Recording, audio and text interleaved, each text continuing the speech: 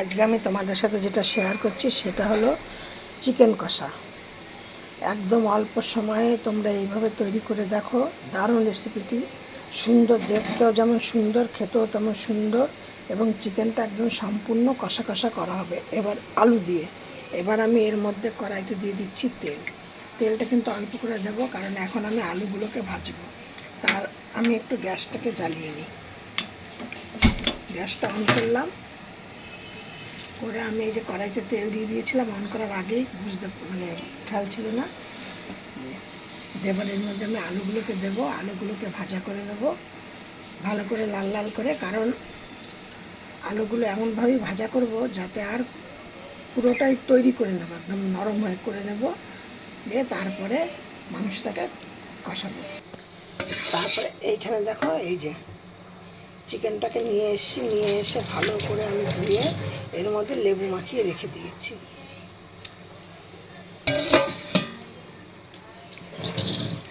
আর এইখানে নিয়েছি রসুন, আর এতটা দিয়েছি রসুন, কারণ চিকেনে একটু রসুনটা বেশি দিতে হয়, পেঁয়াজটা একটু কম দিতে হয়।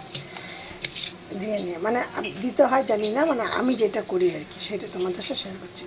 আর এই দুটো রসুন গোটা দিয়ে দেবো।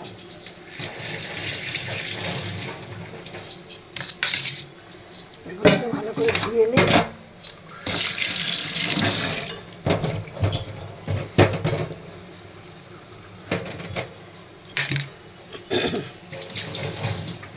তোমরা এই চিকেন কি মটনের মধ্যে এরকম গোটা রসুন দেবে, দেখবে খেয়ে কেমন ভালো লাগে। রসুনগুলো নিয়েছে এতটা আদা কুচি, আর এখানে হচ্ছে পেঁয়াজ কুচি। আগে আমি আলুগুলোকে ভালো করে ভেজে নিই।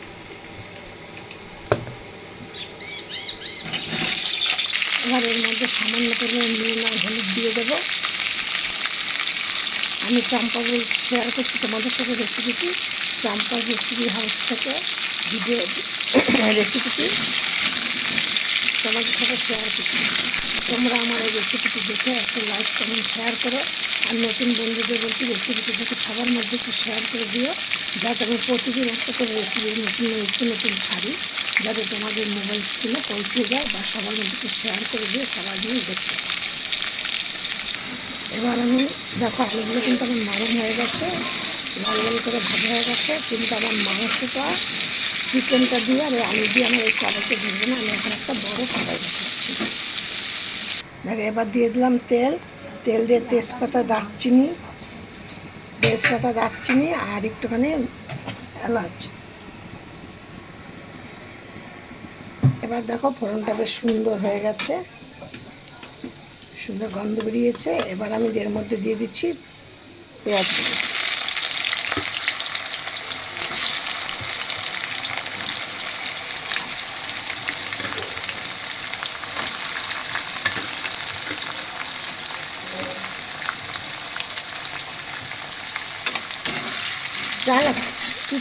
এই দেখো এখানে রসুন আর আদা পেস্ট করে নিয়েছি, আর এইখানে দিচ্ছি জিরে আর কাঁচা লঙ্কার মধ্যে যে পাকা লঙ্কাগুলো থাকে সেইগুলো, এগুলো এবার পেস্ট করব। এবার এর মধ্যে দিয়ে দিলাম আদা রসুন বাটা পেস্ট করা, আর হলো যে লঙ্কা দিয়ে পেস্ট করা।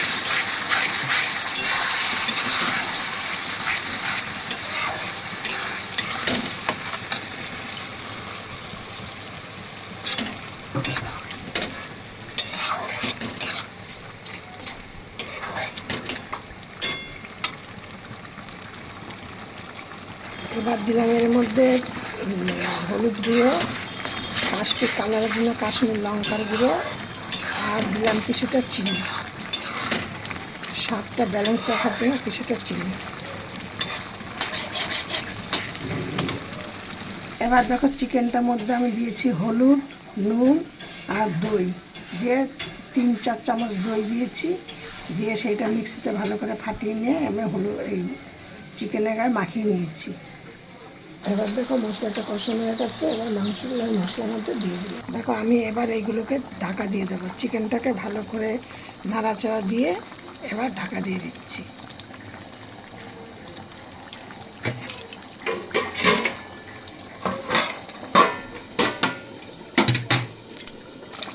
এবার এইটাকে আমি একটু নাড়াচাড়া করে দিচ্ছি।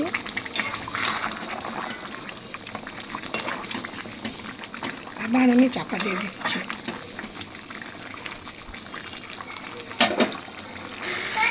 দেখো আমার চিকেনটা কষা হয়ে গেছে,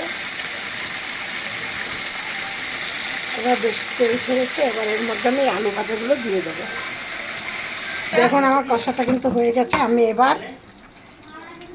এবার দিয়ে এবার গরম